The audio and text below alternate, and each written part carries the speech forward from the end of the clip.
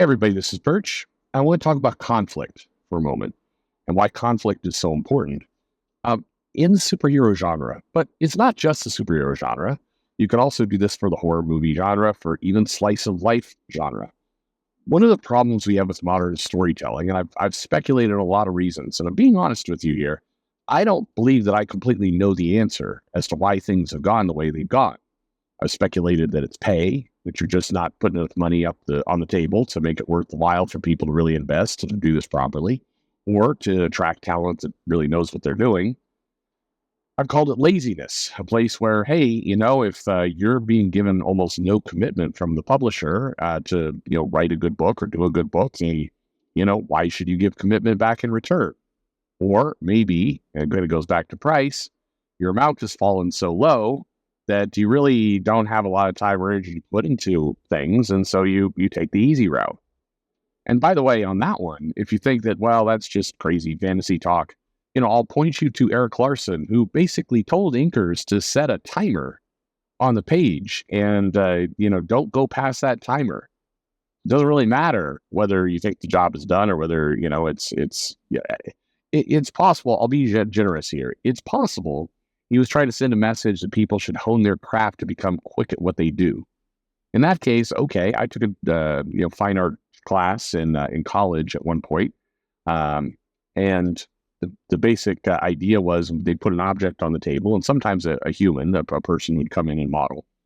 And one of the exercises we had done was the 2-minute draw, and they'd set a timer, and it's like capture this thing in 2 minutes. And the thing I was trying to teach you was to, figure out tricks, figure out, hacks and shortcuts, figure out ways to convey an image or something properly with fewer, brush strokes or pencil lines, what have you.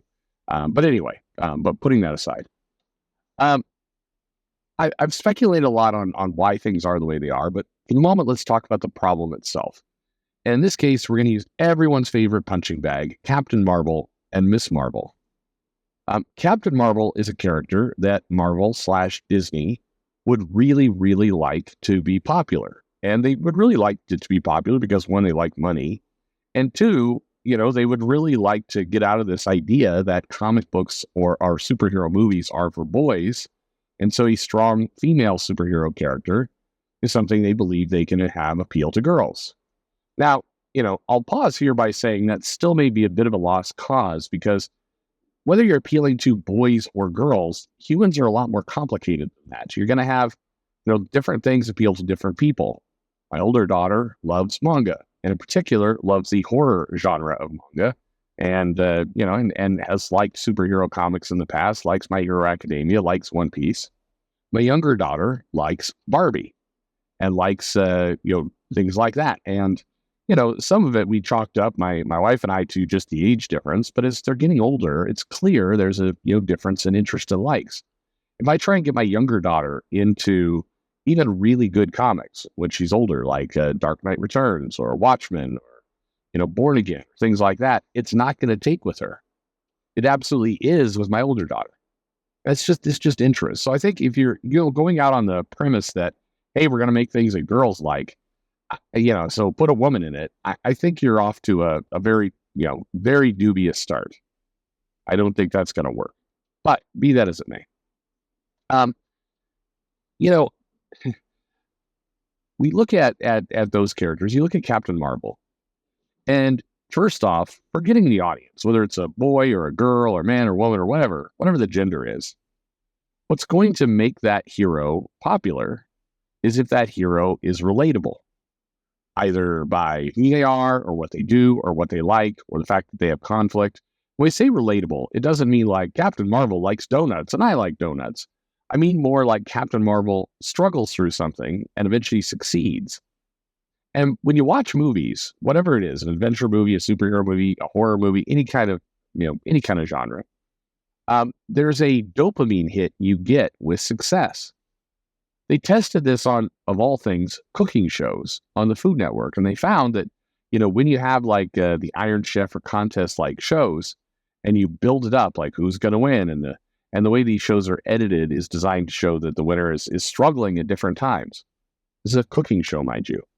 Watch if that's your thing. or if you can, stomach your way through it, watch one sometime. The winning team, in fact, watch it back to front. Figure out who the winning team is. Go all the way to the end if you have it on Netflix. See who the winner was. And then go back to the beginning of the show and watch the different elements and ending tricks they use. Crap, I forgot to put the butter in. Or this pan isn't heating properly. They don't do these contest shows where the winner is just shown to be kicking everyone's ass the entire show. The winner is shown to have big struggles. They'll use music and drama to help enhance this. The cook turns around and the stove isn't heating properly, and they play the dun dun dun kind of music, and then they go to commercial. And you're thinking, oh man, this guy's really screwed now. And this is a slice of life cooking show. It's competition, but it's designed to show the winner, in this case, the hero, in a sense, struggling to get somewhere. And so when that victory hits, you get a dopamine hit from it. You get an adrenaline hit from it. You like seeing success, and you especially like it when that person has had some challenges getting there. It's why if you look at the Super Bowl or you look at sports contests, if there's a team that's dominant, and there has been, the sportscasters will definitely do things like, can they continue their winning streak? Can they have victory here? But they'll still say, but there's some injuries looming. This guy had a twisted knee, and the pressure is on, and how are they going to face it? And they will do everything they can to try and point out flaws, even when the team winning is clearly just going to dominate the hell out of the other team. You see this in football or soccer quite a bit, where you get a truly dominant team, and the sportscasters and little video kind of vignettes will do everything they can to make the game look competitive. They do this because nobody wants to see somebody just come in and trash the other group. That doesn't give you a sense of victory. It's not good for ratings. It's not good for TV. What does all this have to do with comics? Well, I think you already know. With Captain Marvel in the comics, they made her unstoppable. There's no sense of challenge or struggle. The only things they would put in there is Captain Marvel herself talking to herself or thinking to herself like, oh man, it's exhausting doing all this hero work. I don't know. It's I wonder if I can keep this up. That's the conflict. And that's not conflict.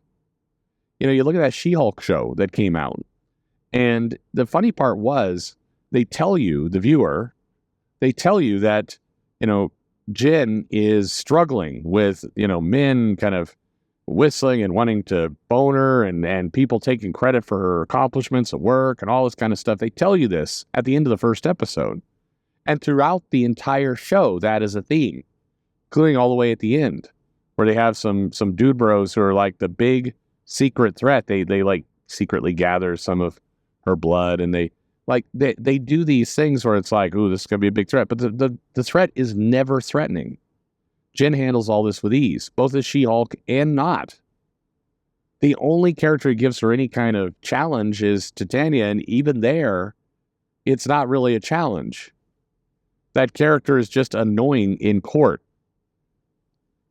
When Jen said people are taking accomplishments for all of her work and everything else, we don't, they never show that to you, the viewer.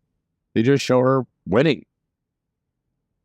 The only hint that that's even a problem is her voiceover at one point and telling you that these weaknesses exist or this concern exists, but never showing it ever doesn't build any kind of conflict. And this is true if it's a sports show, a cooking show, a comic book show, any of that, or comic books. And this has been the problem with Captain Marvel as a comic for a while.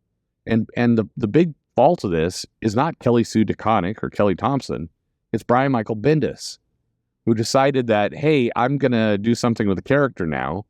And so he did the House of M storyline. And in it, he's like, hey, this is a story about how mutants rule the planet and everything else. And the humans, it's kind of the role of power has switched. But the one human superhero that is super amazing, everyone loves, and is the most popular character ever is Captain Marvel, Carol Danvers. And he basically lays that out as, this character is amazing. She's amazing. She is super powerful. She can do anything. And when he did that, and then House of M evaporated, the storyline was meant to be, Carol saw what it meant to, live up to her full potential, and now she wants to do it in the real world, in the non-House of M world. And that might have been an interesting story if it actually showed her struggling to, recapture that. She's an alcoholic, so maybe you throw that into the mix too. The pressure gets to her. There's a lot of different elements you could have done. But instead, that journey was, a blink and you miss it kind of story. Captain Marvel's like, you know what? I was super powerful in the real world. That was my potential, and now I am. And then Marvel just started telling you. I mean, when they started Mighty Avengers, pardon me, with Carol. I mean, we were right into Civil War, and not much was done with Carol in Civil War. But immediately after it, you had Brian Michael Bendis, Mighty Avengers #1. And if you read that comic, that sets up the problem for that character, because Tony is just kissing her ass continuously through that first issue. You should be the leader. You should pick the team. In a weird way, he also says, you should pick the team, except I'm going to pick the team. I mean, it's weird. That comic is wild. We should actually, review that, because it's like a pitch perfect example of how to not do the right things with these characters. So anyway, is it a wonder that Captain Marvel hasn't gotten over? Well, she should. As a character, she's got some interesting power. She got some space stuff she can do. She's, she's got some mystery about her. Captain Marvel's character can be quite interesting and fascinating, but, it's gotta be, you gotta have conflict. Or put a different way, maybe a way that, as I'm trying to get this point across, it needs to at least have the same amount of conflict as a cooking competition show on the Food Network. You got to lay these elements in. I want to give you one more example, and it's one that you might be surprised by. Miss Marvel, Kamala Khan, which plenty of people online shit on, but look at how that comic first emerged. Basically, from the start to that Civil War II bit where there was a prison and all that kind of stuff. Just ignore it after that point, or don't. I mean, that kind of actually proves what I'm about to say. But Kamala Khan, when that comic began, it used a pretty tried and true method. It was using the Spider-Man Peter Parker playbook perfectly in a lot of cases. Of character comes out young, has conflicts you can relate to. Trying to get through school, parents overbearing. The Muslim thing was a distraction to some extent. That just was a different lens on which to show that parents want you to do something, but you kind of want to do something else. And what's that conflict look like? That's all that was. But it worked. And if you look at several of the first issues of that comic, you had Kamala Khan, basically failing a lot.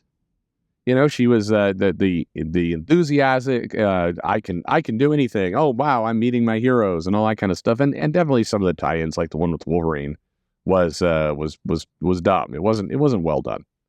But regardless, the one thing you will notice if you look at the first 12 issues or so is she fails a lot.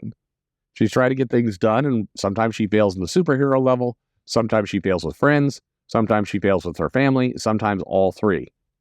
There was a little bit, in fact, when it came out, people were going, "Oh, this comic is leaning into the Parker Luck philosophy of even when you win, you lose," and it worked. That comic did get attention. It did get people who were interested in reading it, and a lot of people online were too focused on it's Marvel's trying to push a Muslim character, and what's that Sana Amanat doing, and they got distracted by that that noise, but they didn't notice or didn't bother noticing that the character was actually written in a very classic superhero way. She struggled, and when she overcome those struggles, she becomes more likable. Now, at some point, somebody at Marvel's like, "Why are you doing that? Like, stop making her fail." And then they, Mark Waid got a hold of her in the Avengers, and suddenly she went from being a kind of a novice superhero who was trying to find her way to, like, she could lead the Avengers. She's the best of them all. They fall into this trap where we can't have these characters struggle. Like, God, especially not women characters. If women characters struggle, then, people on Twitter are going to think we don't like women, so don't make them struggle. And it takes away the conflict. So my message to everyone is, think about these comics, if you must, like a cooking reality competition show, and make them struggle. Show the conflict, even if the end result, they're going to win. And that's the dirty secret about comics. All of them are going to win. We know the X-Men are going to win against Orcus. We know the Avengers are going to win against the Masters of Evil. We know Justice League is going to beat Darkseid. The question is how? And you have a choice of a comic where they basically mow over the villain and it doesn't matter, or you show conflict, you show tension, and you get growth and you get people along for the ride, during this. That's the trick. Anyway, there you go. That's my TED Talk. Thanks for listening.